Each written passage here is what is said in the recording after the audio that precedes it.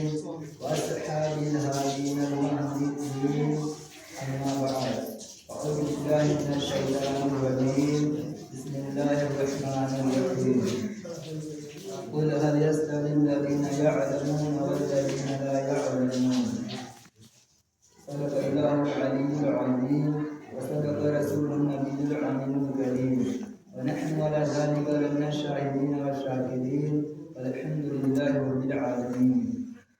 آئیے سب سے پہلے اس آقا نامدار مدینے کے تاجدار دونوں عالم کے مالک و مختار محبوب پروردگار اور امت کے غمخوار جناب احمد المصطفیٰ محمد مصطفیٰ صلی اللہ تعالیٰ علیہ وآلہ وسلم کی بارگاہ مقدس پناہ میں اپنی غلامی کا ثبوت دیتے ہوئے درود پاک کا نذرانہ عقیدت پیش کریں. پڑھے بابا سے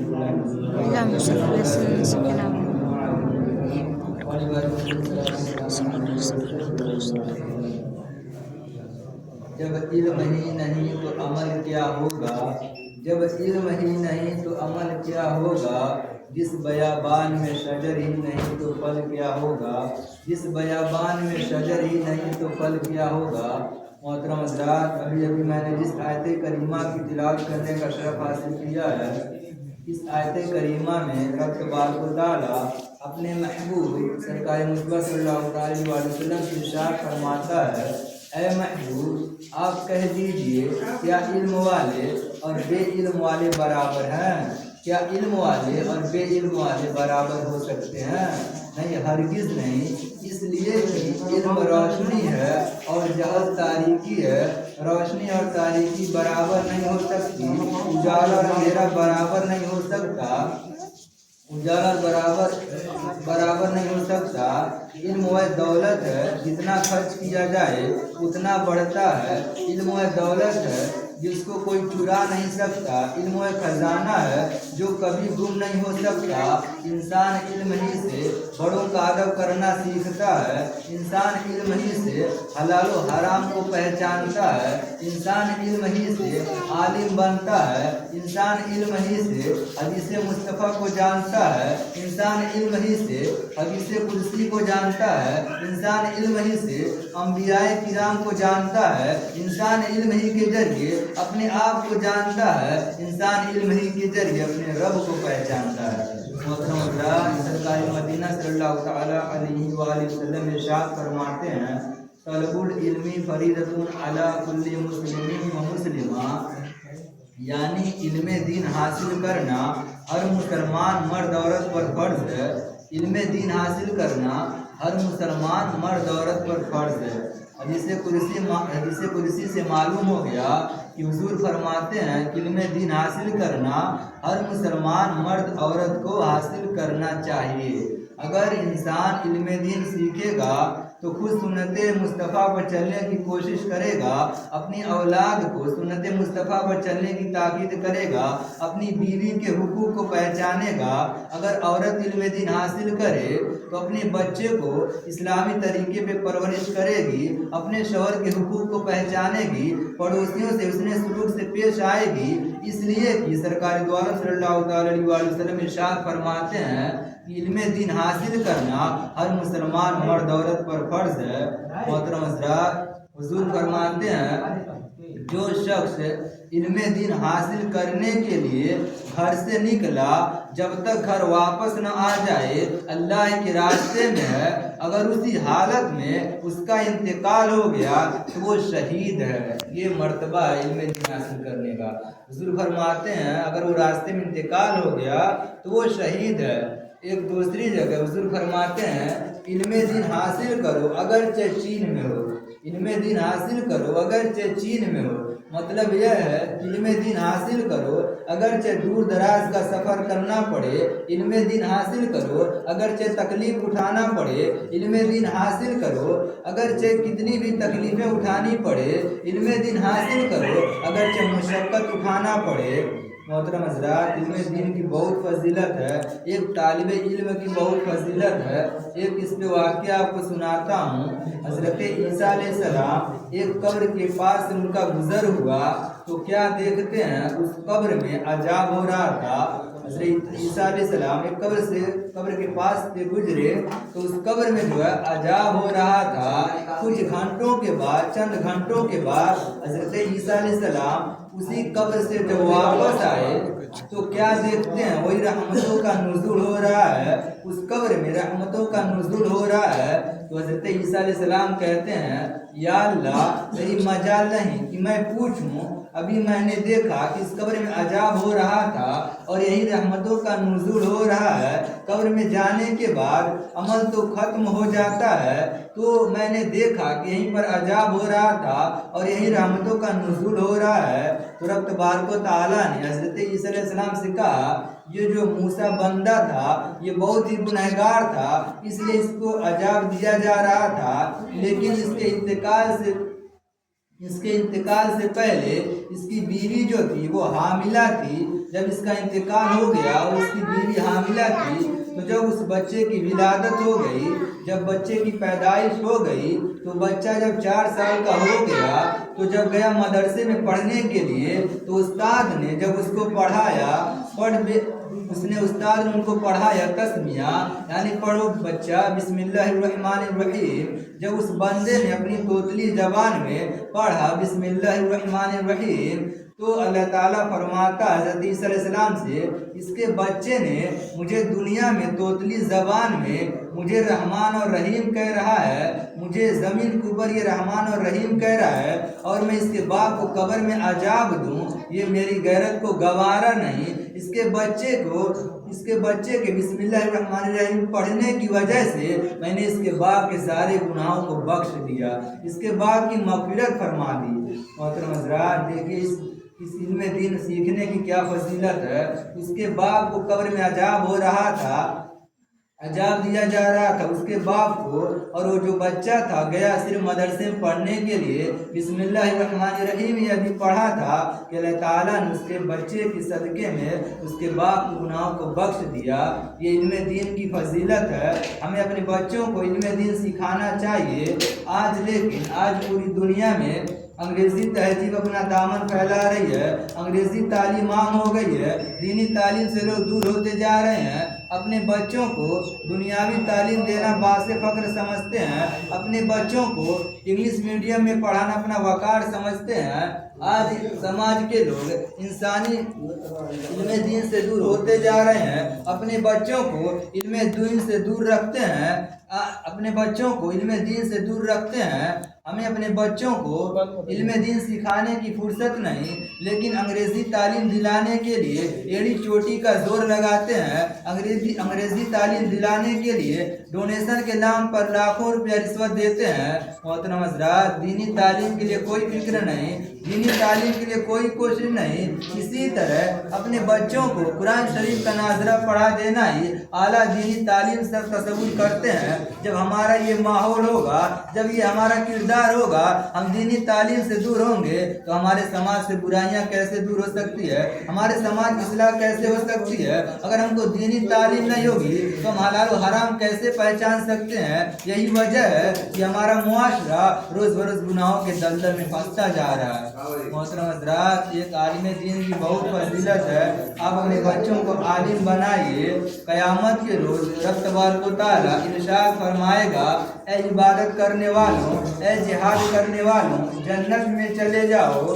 تو اس روز عالم دین عرض کریں گے اے میرے پاک پروردگار عالم، ان لوگوں نے ہمارے علم کے طور عبادت کی، جہاد کیے، کیا ہمیں کوئی انعام نہیں ملے گا؟ تو اللہ تعالیٰ فرمائے گا آج تم میرے بعض فرشتوں کے مثل ہو۔ اللہ تعالیٰ عالم دین سے کہے گا کہ آپ لوگ آج میرے بعض فرشتوں کے مثل ہو، آج آپ لوگ شفاعت کیجیے، آپ کی شفاعت قبول کی جائے گی۔ بس علماء کرام جو ہیں بہت سے گنہگاروں کی سفارش کر کے جنت میں لے جائیں گے۔ یہ ایک عالم دین کی فضیلت ہے۔ اگر کسی گھر میں کچھ جو لوگ ہوں گے جن پر جہنم واجب ہو گئی ہوگی تو یہ عالم دین جو ہے اللہ تعالیٰ ان کی سفارش کر کے جنت میں لے جائے گا۔ یہ عالم دین کی فضیلت ہے۔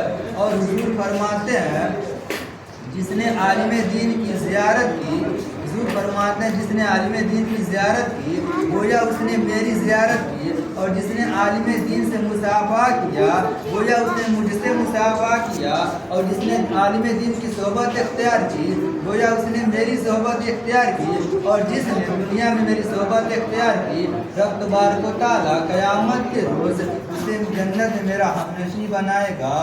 محترم حضرات، یہ عالم دین کی فضیلت ہے، اور حضور فرماتے ہیں حضرت انس رضی اللہ تعالیٰ عنہ سے مروی ہے کہ عرش کے نیچے مشک اجفر کا بنا ہوا شہر آباد ہے، جس کے دروازہ پر فرشتہ روزانہ اس طرح منادی کرتا ہے کہ سن لو، جس نے عالم دین کی زیارت کی اس نے انبیاء کرام کی زیارت کی، اور جس نے انبیاء کرام کی زیارت کی اس نے رب کی زیارت کی، اور جس نے رب کی زیارت کی اس کے لیے جنت ہے۔ محترم حضرات، یہ ایک عالم دین کی فضیلت ہے۔ ایک شخص حضور کی بارگاہ میں حاضر ہوا اور اس نے کہا یا رسول اللہ، عالم افضل ہے یا عابد؟ عالم افضل ہے یا عابد؟ حضور فرماتے ہیں تیرے اس سوال پر فرشتوں کو تعجب ہوگا، کیونکہ ایک عالم کی فضیلت جو ہے عابد پر ایسے ہے، ایک سست عالم کی فضیلت جو ہے 70,000 محنتی اور رات بھر عبادت کرنے والے اور دن بھر روزہ رکھنے والے عابد سے بہتر ہے۔ یہ ایک عالم دین کی فضیلت ہے۔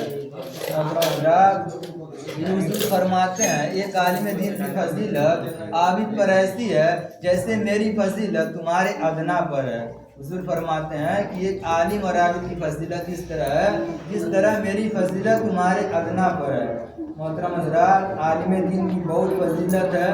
ایک واقعہ اور آپ کو سناتا ہوں۔ شیطان جو ہے عالم دین سے بہت ڈرتا ہے۔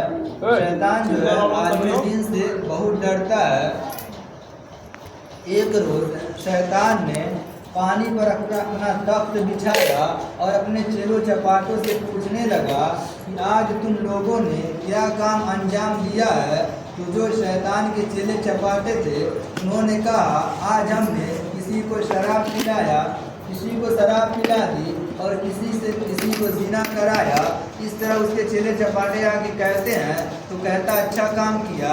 ایک اور آتا ہے کہتا میں نے میاں بیوی میں جھگڑا لگایا، کہتا اچھا کام کیا۔ ایک کہتا ہے کہ میں نے کسی کو شراب پلا دیا، شیطان کہتا اچھا کام کیا۔ کوئی کہتا ہے میں کسی سے جھوٹ بڑھوا دیا، تو شیطان کہتا اچھا کام کیا، صرف کہتا اچھا کام کیا۔ لیکن ایک اور شیطان آتا ہے، وہ کہتا ہے میں نے ایک طالب علم کو مدرسے جانے سے روک دیا، تو شیطان کہتا ہے میرے پاس آؤ۔ اسے گلے لگاتا ہے جو اس کے چیلے چپاٹے جو تھے، جس نے طالب علم کو مدرسے جانے سے روک دیا تھا، تو شیطان جو اسے اپنے پاس بلاتا ہے اور اسے اپنے گلے لگاتا ہے اور کہتا ہے کام تو تم نے کیا ہے، سب سے بڑا کام تو تم نے کیا ہے۔ تو جو اس کے چیلے چپاٹے تھے وہ کہنے لگے کہ آخر یہ کون سا کام کیا ہے کہ مطلب اس کو آپ گلے لگا دیے ہیں؟ تو شیطان ان کو سمجھاتے ہوئے کہتا ہے ایک طالب علم کو مدرسے جانے سے روک دینا یہ بہت ہی بڑا کام ہے، چلو میں تم کو تجربہ کر کے دکھاتا ہوں۔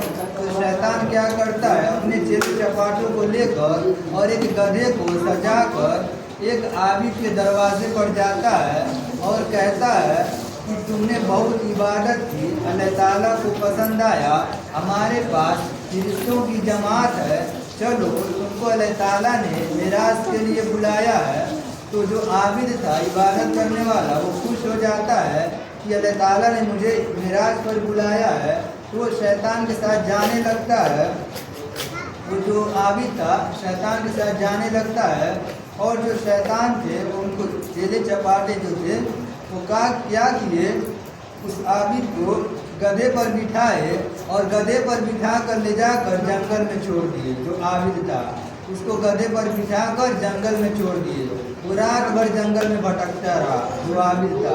جب صبح ہوئی اسے معلوم ہوا کہ مجھے شیطان نے دھوکہ دیا ہے، تو شیطان اپنے چیلوں چپاٹوں سے کہتا ہے دیکھا تم نے ایک عابد کی کیا فضیلت ہے۔ تو پھر ایک عالم کے پاس جاتا ہے اپنے چیلوں چپاٹوں کو لے کر اور کہتا ہے میں تم کو ایک عالم کی فضیلت میں بتاتا ہوں۔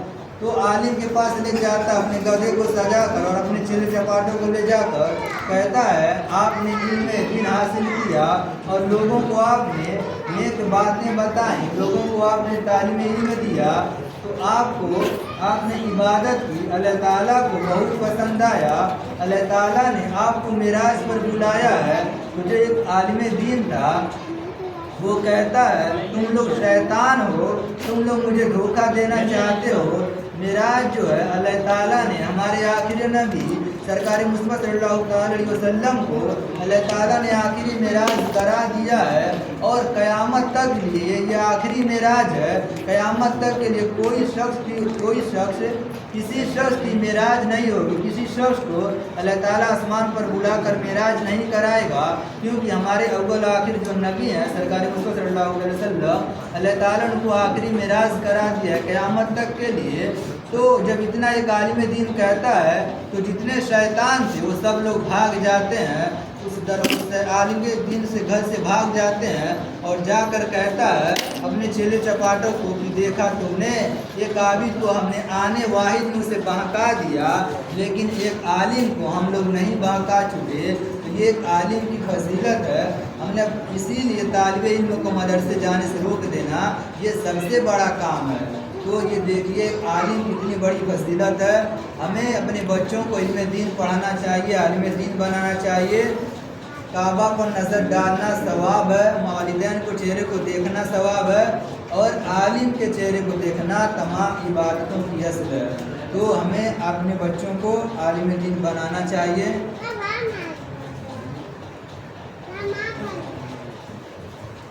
एक 15